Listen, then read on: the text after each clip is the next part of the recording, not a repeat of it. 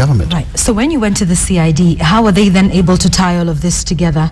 And what were the concerns they were raising with you? This now came on Tuesday. I got a call from one Mr. Cheriot of the CID headquarters indicating that I was wanted there to clarify certain issues. And I did tell him that Senator James Orengo, who is my lead lawyer, would get in touch with him so that we agree on an amicable time for the same, because I also needed to reorganize my diary. Of course, I was not just going to be summoned, then I leave everything I'm doing for that day to rush to the CID headquarters. But what now surprised me is that immediately thereafter I got a call from one Mr. Kariuki, the head of Serious Crimes Unit at the CID, who indicated that it was urgent that I go to the CID. So I said, fine. Most of the lawyers whom I would have wished to accompany me were in court over the Kathy Kilonzo issue.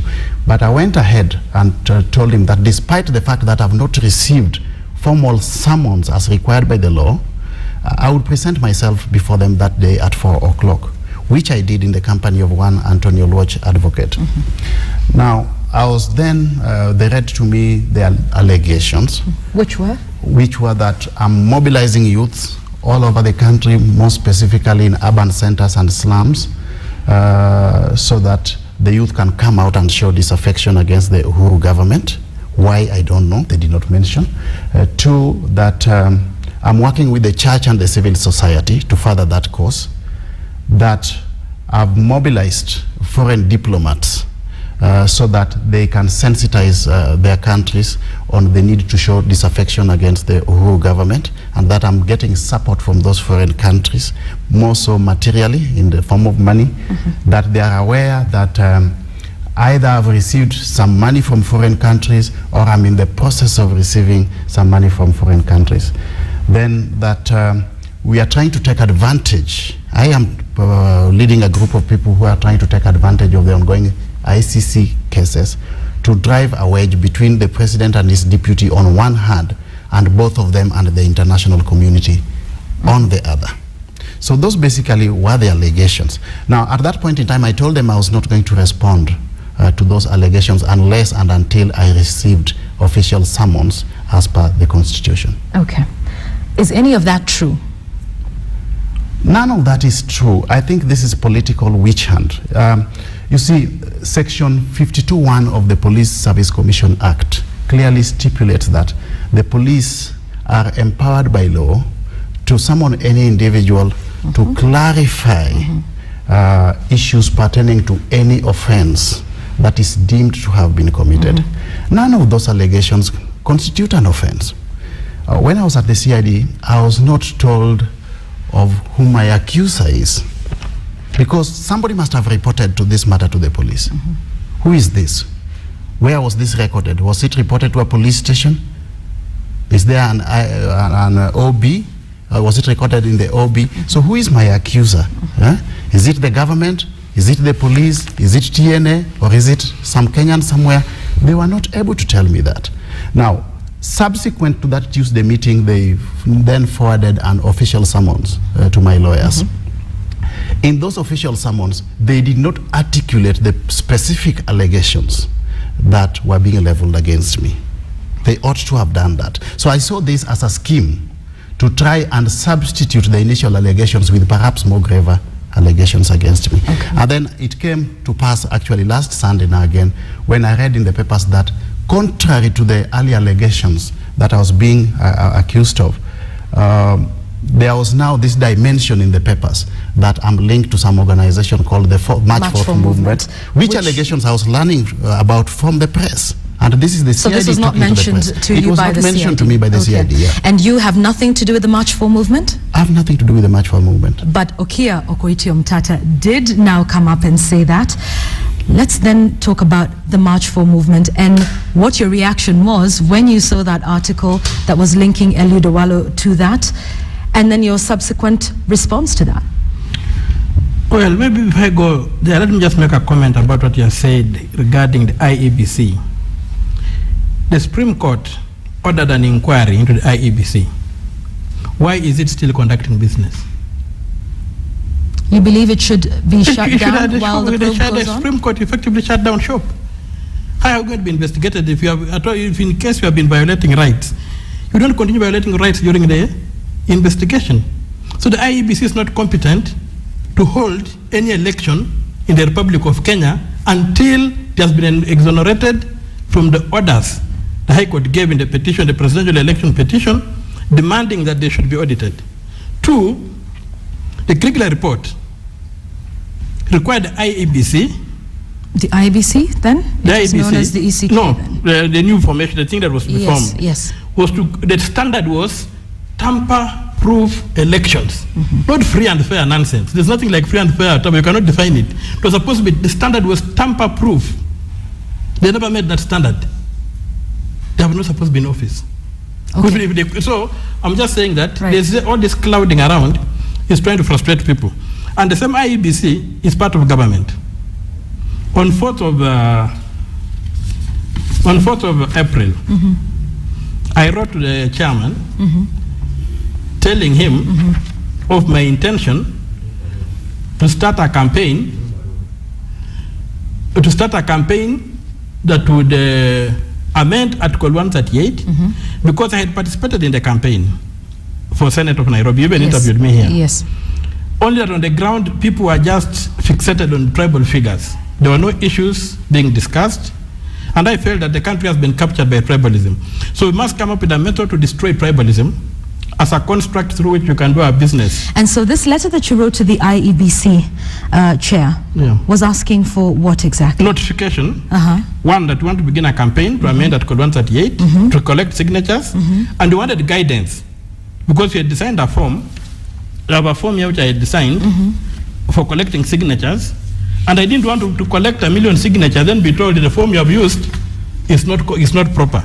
So I sent them a sample of this form and I said within 7 days, tell me if this form is proper for purposes of collecting signatures, which can be used to amend the Constitution, Article 138, using the popular initiative in Article 257. All right, Omtata, for those who may not be familiar with the contents of Article 138 that you are seeking to change, tell us about that, because that's legal speak and many Kenyans might be thinking. 138 basically gives us an election whereby we elect the president across the country on a one-man, one-vote. Now, but yet we are now in the new order, we have got things called counties. We have a bit of the county involvement in the presidential election where they require some minimum percentage in the counties. Right.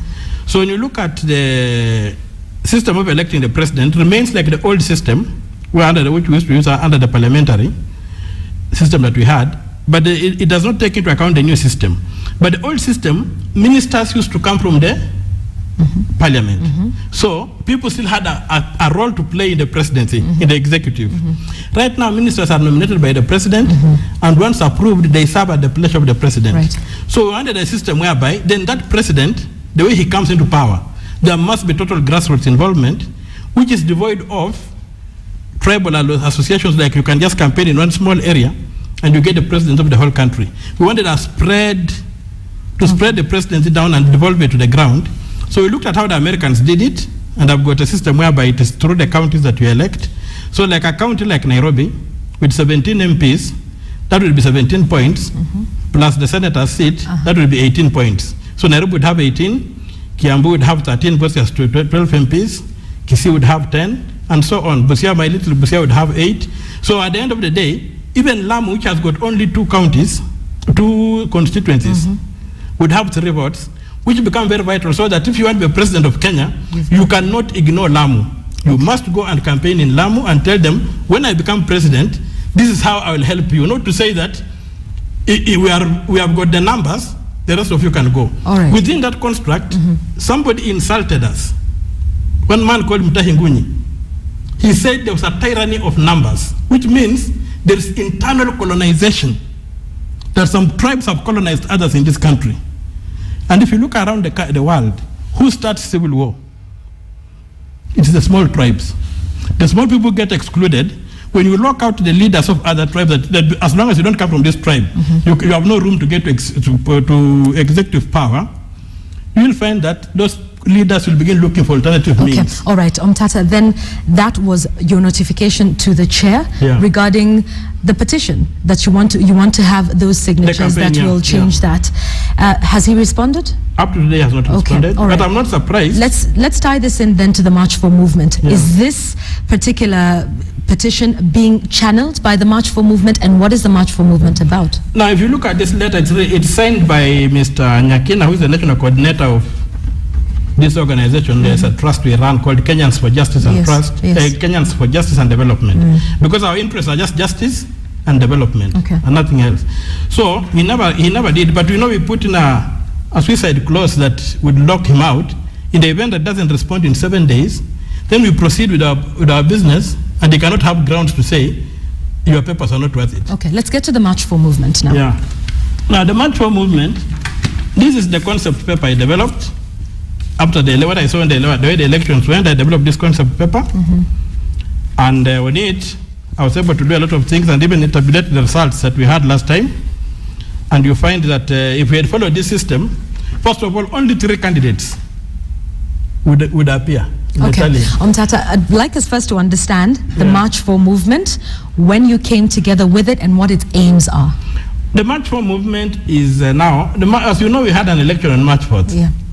And the election, as you see up to now, there's a lot of disaffection in the country. The country is divided down the line. People are just thinking along tribal lines.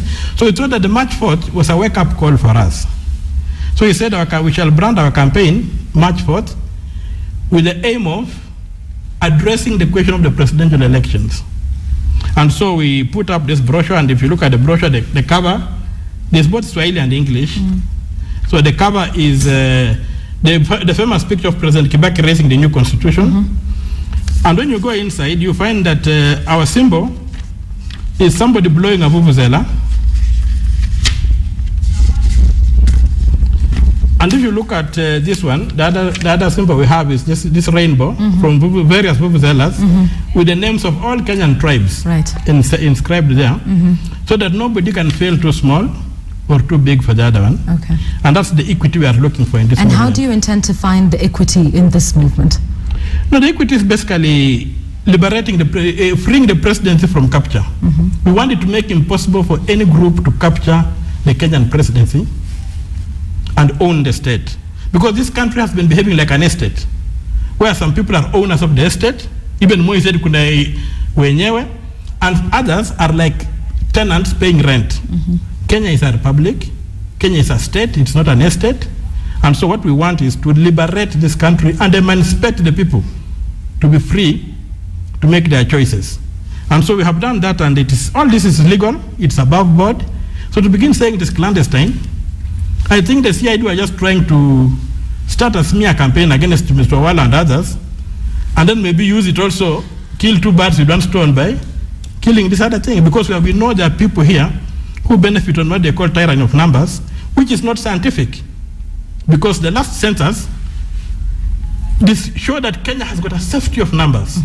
The Kikuyu are 17%, the Luya are 14%, the Kalenjin are 13%, the Luo are 10%, the Kamba are 10%, the Kisi are about 6%, the Meru are 4%, Mijikenda are 5%. So, and the others go down like that. So when you look at those kind of numbers, there's no way any group can tyrannize another one. Okay, so your aim is to make sure that all, including the smaller tribes, have a say in the running of the government. What are some of the activities that you've got planned around this? Could this be what got the CID concerned? Well, one of the activities we're planning was we were trying to see how do we get money to launch it, but I think the police have launched it for us by bungling what they did, so everybody knows about it. Number 2, what we are doing is that we live in a digital age. So we are working on a website. We have got the forms here. A form like this, it can be emailed, it can be downloaded, and you simply fill in, and if you download one, you can help us recruit 10 people. And up to now, we have recruited more than 200,000 people who have signed up with their IDs saying they want that change. So we've got about 800,000 to go, and we have not spent any money. This thing costs about 2 shillings to photocopy. So we are telling people, instead of sending us money, download this form, fill it, and mail it to us. Who funds M4M? The people.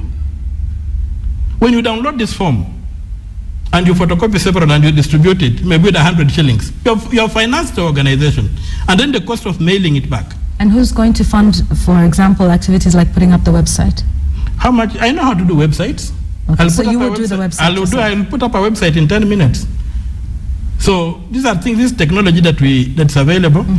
And once we get the numbers, we give it to the IEBC, and we try to lobby. The only thing we might want to get some support, and which I would request Kenyans, if anybody who is willing to support us, is to help us print this booklet. It goes for about 40 shillings.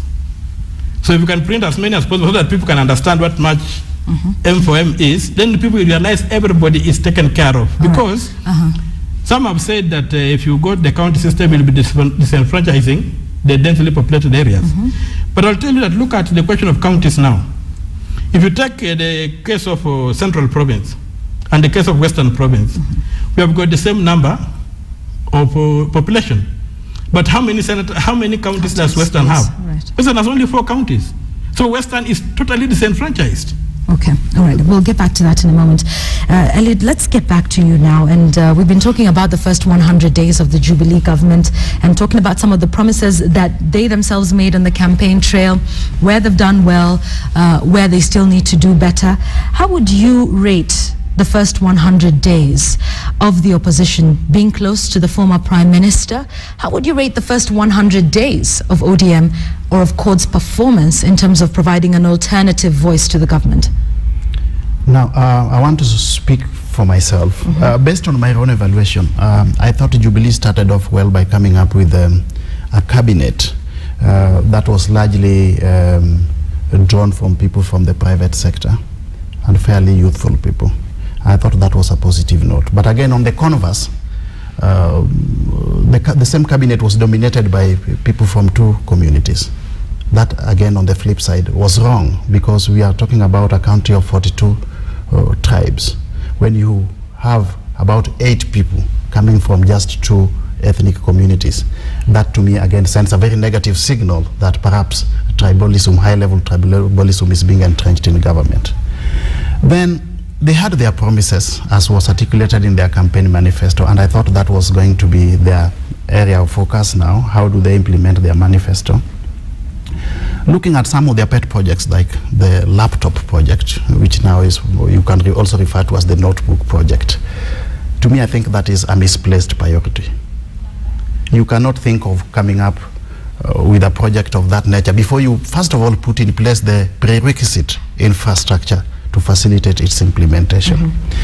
And campaign and being in government is different. When you get into government, there are quite a few things you learn, and you cannot get stuck to your past. You should be able to flexible to changes that you come to get into contact with based on what is happening in the operational environment. And that is one project which the Jubilee government ought to have dropped, so that it focuses on more priority areas for Kenyans.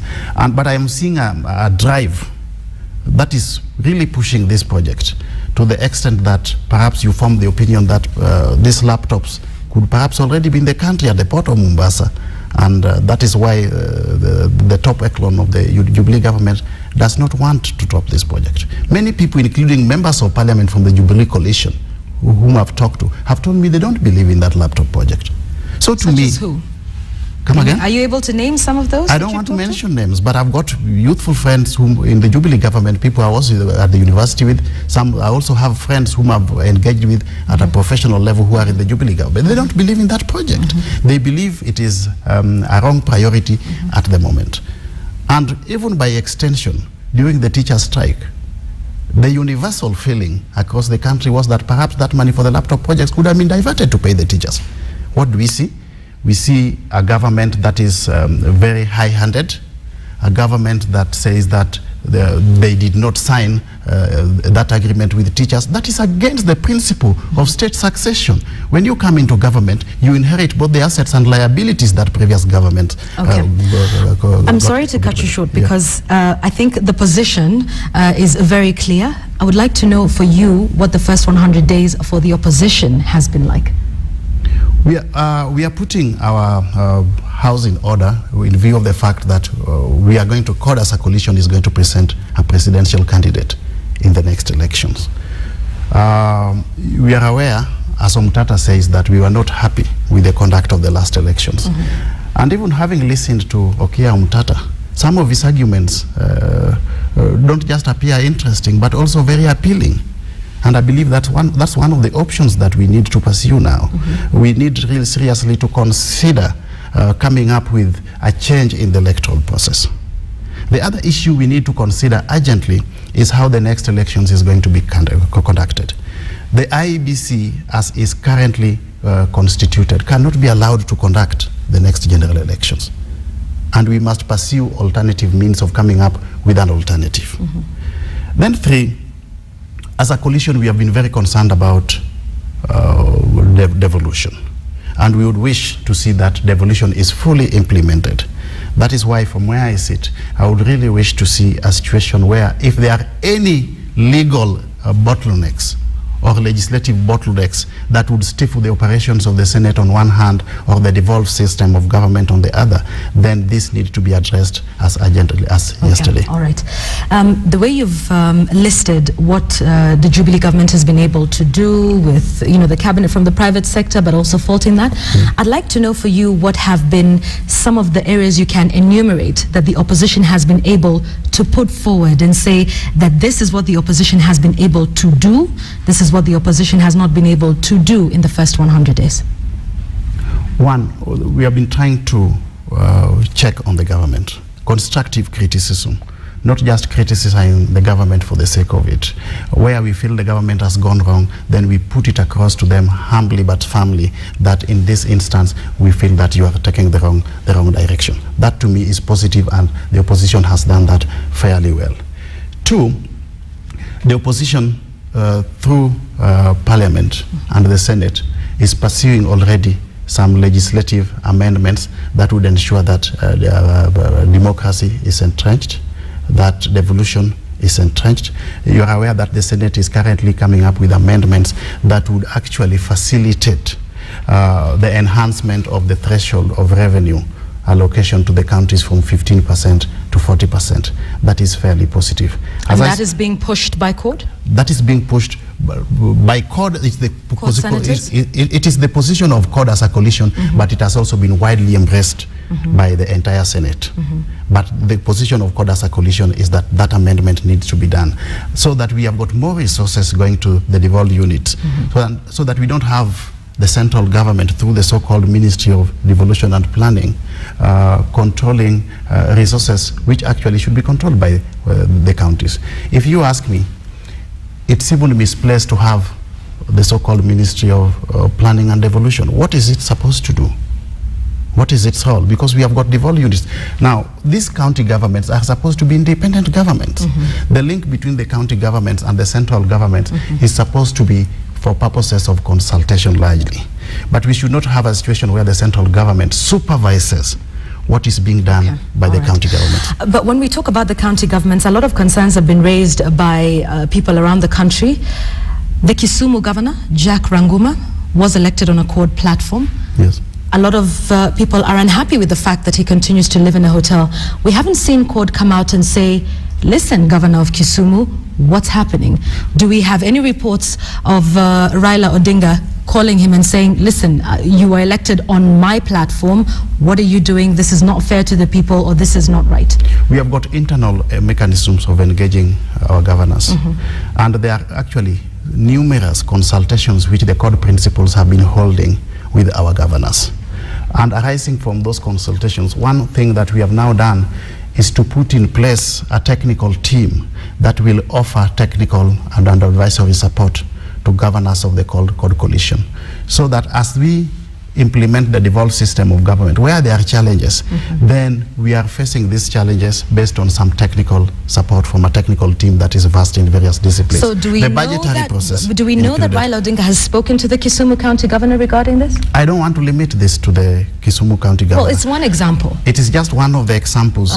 But again, you could also see that there was a lot of propaganda in this being peddled from somewhere, well, a scheme, because if you look at the budget, the budgetary provisions in the budgets of all the county governments, you will get allocations for vehicles, But somebody somewhere was out to depict a situation that it is called governors who are actually involved in extravagance wedding. I'm not saying I'm supporting extravagance wedding. All right, okay, fine.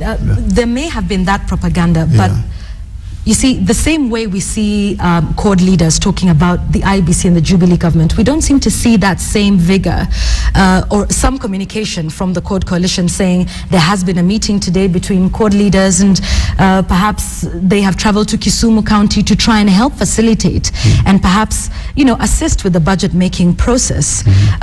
But we only see that happening on the other side. But maybe, I don't know, maybe it's happening, I may be wrong, but for the purposes of perception, we don't seem to see that sort of communication. Are you saying it's all propaganda, that he did not plan to buy the Prados, that he is not living in a hotel at the cost of Kisumu County taxpayers? We did have a meeting in Mombasa recently. The governors, CORD governors and senators, and all the 3 CORD principals are there.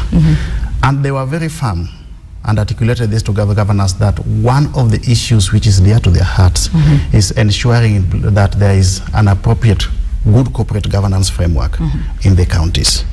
And the 3 principles did mention to the governors that they are not going to condone a situation where there is some extravagant spending in counties which are managed by the CORD coalition.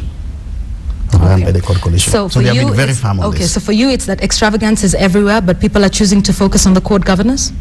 Well, that is what has come out so far, that the information which is being disseminated to the public is mainly about extravagance in CORD counties. I'm not saying I'm supporting a situation of no good or poor corporate governance. I'm not. I would really wish as a Do you support Jack Rangoma living in a hotel? I'm not sure that he lives in a hotel. He has actually told me that he actually operates from his home. So he does not live in a hotel? I don't believe so. Okay. No. The Prados that he intends to buy, do you think that is a justifiable expense? Well, in any budgetary process, it's a question of setting priorities. It's not a question of which vehicles you buy, but what you want to do with the vehicles. I would really be concerned about what they want to do with the Prados. Not whether or what do you mean what they want to do with the Prados? What they want to do with the Prados. You see, it's basically putting in place a transport infrastructure. But what do they want to do with the Prados? What means of transport do they need to put in place to be able to deliver on their mandate? If it is evaluated technically and found that the Prados are actually a misplaced priority, personally I would not support it. Okay, all right. Yeah. Let's move on now to something that happened a little bit before the election, that was during the campaign. We know that ODM was able, and CORD by extension, to rally a lot of youths to push forward the agenda of Raila Odinga when he was presidential candidate. Where are those groups now? They are still CORD supporters. You see, we are now not in a campaign. Those who have various lobby groups which came together to support the cause. The objective was for the elections, but by and large they still remain part of the CORD formation. And what are their activities now?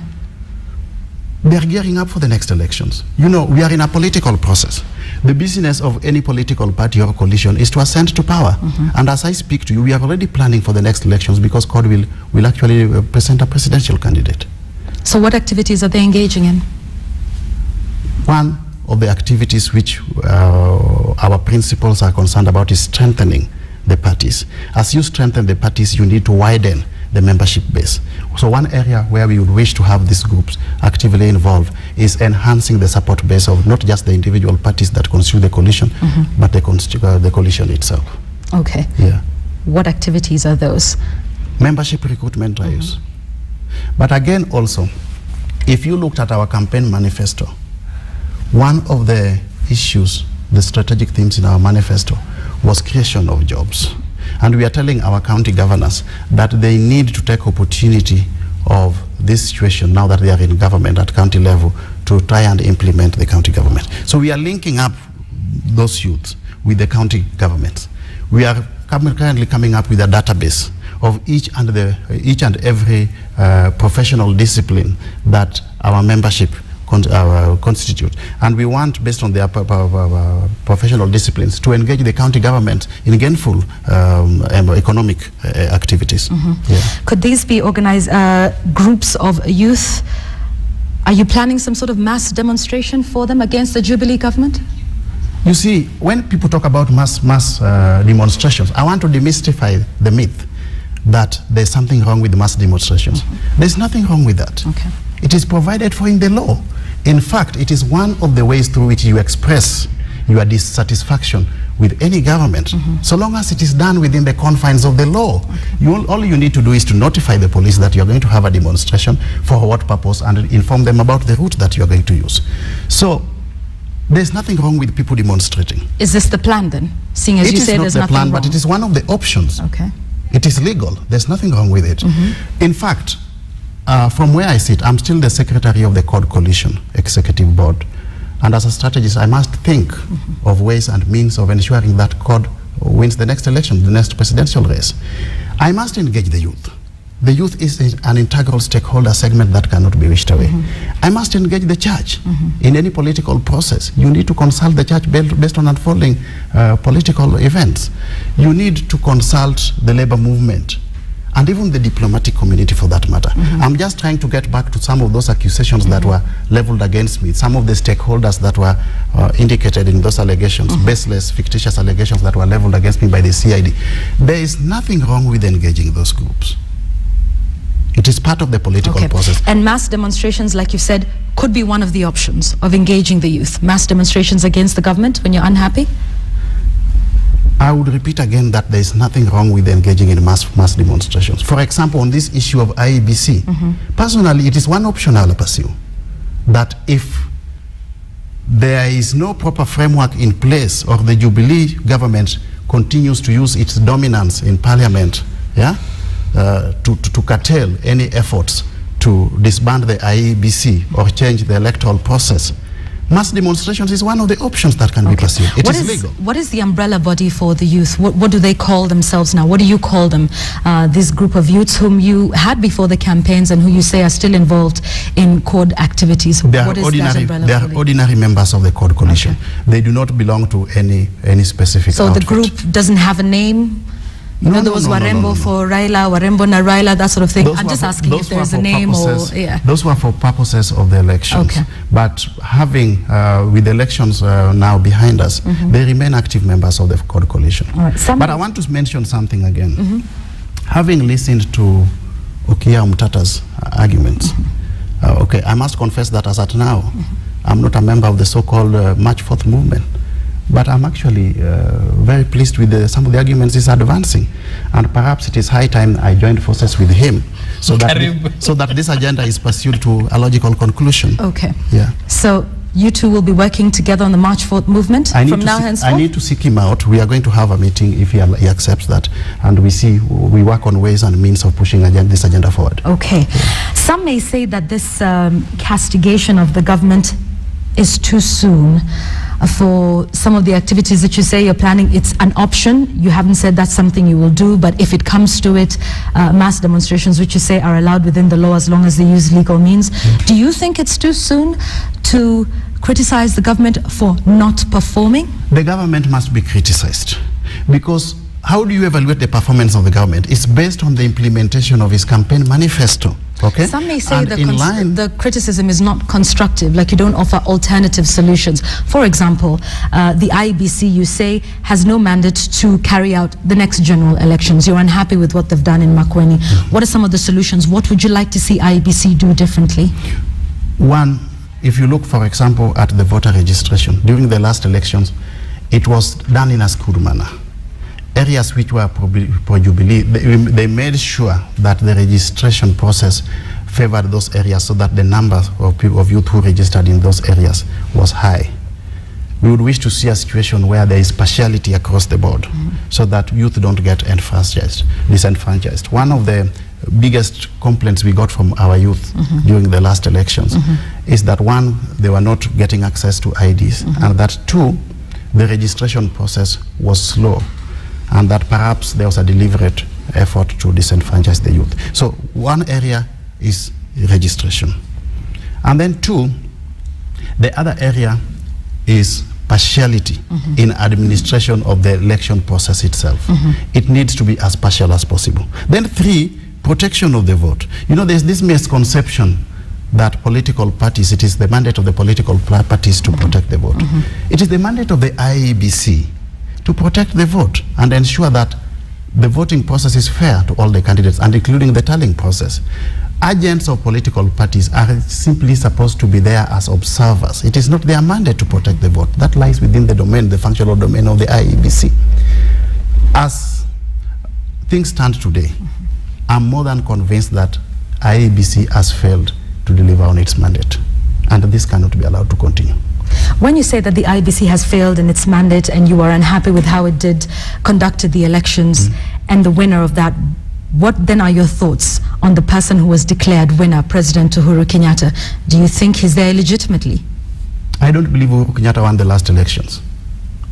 But as the core presidential candidate in the last elections did state, we did not necessarily accept the Supreme Court ruling, believe in the Supreme Court ruling, but we accepted it for the sake of peace in this country. Maybe one, if I could add on there, the competence of the IEBC is something that needs to be taken seriously. Do you know that today, as we sit here, if we are to apply the standards that were applied to Katie, okay, that the IEBC's documents are foolproof, we do not have a Senate. Because all people who ran for senator were cleared to run as women representatives. This is my certificate. There's no senator here. So how did people who are running for women representatives become senators? When you write to IEBC a letter, and the next thing you hear it is the police who are discussing it, the CID, and they have not replied to you, what competence do they have? All right, let's get back to what you were saying about women who were trying to run for the women representatives and who ended up becoming senators. I'd like some more clarification on that. Yeah, what is happening is, the nomination certificate is not a formality. Right. It bestows upon you the right to be a candidate. And just to declare the seat you are running for. When I took my party nomination certificate to Nyayo Stadium for entry, I was presented with this form. If you look at this form, it clears National Assembly, County Governor, and County Assembly candidates. There's no senator here. When I inquired, I said when they were preparing the forms, there was an oversight. They printed the forms that did not have a provision for the senator, you see. So then they filled the form here. A returning officer Nairobi County clears me, my passport number, is validly nominated for the National Assembly election in Nairobi County. Now, which seat in a county goes to the National Assembly? Was that amended when you raised? Is that not the women's representative? It's only the Senate gets a county vote. Yes. The women representative gets a county vote. So when you get a county vote for a seat in the National Assembly, you are running for what is called the women's representative. So all the senators who are there today, if we apply the standards that we have applied to Katie, should not be in office, because none was a candidate for the Senate seat. And those are the mistakes IEBC does. And then it comes here to try and claim that their records cannot be challenged. Do you know that we do not have a biometric register in Kenya today? We have a register like the one you have in your schools. What are biometrics? Is your iris. Biometrics scientifically are things that cannot change. So when we did the biometric voter registration process, what are you saying happened to that information? They were fooling you. That's why I went to court in June last year to challenge what they were trying to do, because the equipment they were buying had no capacity to develop a biometric voter register. We only have about 3 places which are biometric. My fingerprints are biometric, they can't change. They took our fingerprints, didn't they? There's no record of their fingerprints. So that record is you not are saying here there. does The not register exist. that is the IEBC, those hard disks, does not have the fingerprints. They are not recorded. It was a big sham, and we were fooled. 40 million Kenyans were fooled, and 16 billion shillings was stolen. And you would be willing to stand by that one? That Not I'll be willing. I've written to Parliament demanding audience at the Public Accounts Committee. I've got petition number 311, which I filed in June last year, before even we had the elections in March this year, challenging the capacity of these things to do. Because some of us have got to understand technology. Okay? So right now, the thing you are putting your fingerprint the other day was not reading your fingerprint or whatever. It was just a decoy. It was fooling you. And you would be able to stand in a court of law? I'm telling you, I filed petition number 311. I said those things in June last year. I'm not saying them today because of what happened at the elections. So when you don't have a biometric voter register, you see, and the standard that we must get, the Kriegler report that led to the formation of the IEBC was that the election, Kriegler did not talk about free, fair, and whatever nonsense elections. Kriegler talked about tamper-proof. Okay, all right. So, okay, and your point on that has been made. Technology never fails. It never does. Technology never fails. It's made by humans, though. Incompetence can fail technology over the person applying it. You see, sabotage can fail technology, and the negligence can fail technology. But where there's no incompetence, where there's no negligence, where there's no sabotage, technology never fails. I can challenge you. So are you accusing the IBC of sabotage and negligence and incompetence? All the three. All right, Eliud. And I've got evidence to back that up. And my teeth were knocked out when I was talking about some of those things. So it's not a joke to me. So your teeth were knocked out when we were talking about this issue of the IBC? People who beat me up in November said I'm a fool for refusing money to withdraw my case that against the IBC over the BVRs. So I've got I don't have the concrete evidence, but the circumstantial evidence over my thrashing when they were beating me up. They said I'm a fool to refuse money when I was offered money to withdraw the case from. And like you said, that is circumstantial. That's what they told me. That is circumstantial. But I know that I was given an offer to withdraw that case and I refused. And 2 weeks later, I was beaten up. That's what I know. Yes, there's something I don't want to lose before I leave here. One, when I appeared before the CID, the officers who read those allegations to me also indicated that they had not yet established an offense against me. And I could see it from their body language that they themselves did not believe in those allegations. It's like those allegations were concocted somewhere and then handed over to them to enforce. And this is from their body language? Oh yes, I could see that very well. I'm a management consultant. One of the aspects, integral aspects of communication I look at is the person's body language. Two, I would appeal to the Police Service Commission to exercise its constitutional mandate effectively and not allow itself to dance to the whims of anybody within the political establishment. If you look at those allegations, you can easily draw a parallel between those allegations and what happened during the Mwakenya crackdown in this country. If you looked at that specific allegations which talks about I having or is on the verge of receiving money from foreign countries, I'm not being told where this money is coming from. I'm being told that that money is coming through a law firm. I'm not being told which law firm it is. If you are conducting credible investigations, why don't you wait for the money to arrive? Then you attach that account and use it as evidence. The DPP was reported yesterday saying that you have a civic duty to give evidence to the police and that the police are doing their due diligence and their rightful process and that you need to cooperate with the process. I've done that so far. As a law-abiding citizen, I actually appeared before the CID without formal summons, contrary to the law. But it is not my duty to conduct the work of the police. I'm not supposed to help them conduct investigations. By asking me to record a statement